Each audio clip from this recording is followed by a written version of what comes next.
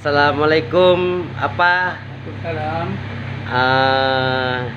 Untuk kali uka, apa pernah bersedia untuk mencalonkan diri sebagai calon gubernur tiga tu? InsyaAllah yang menggantung buat orang masyarakat oleh pentu Allah Taala menaridi. Jadi yo kan ke gura-gura untuk dapat perubahan Aceh. Malu harap Bandung menyelum betul dan sokong lah. Bagaimana Aceh beri bangsa Indonesia yo. Kalau lagi orang sapi malam petaka karena salah roh ada. Bagaimana sih tak cipu betul itu.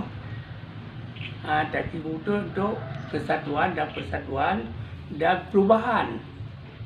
Baik fikir pembangunan je dan tadi kebut perubahan dan. Anu harap Bandung termasuk Lumui Sahur dengan Aceh dia dengar lu berai tu dan kepentingan tepung dengan runau di 200 kepentingan kebangsaan itu.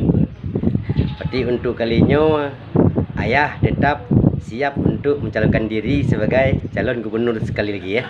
InsyaAllah menggantung Allah Taala. Ya. Izin ayah, terima kasih.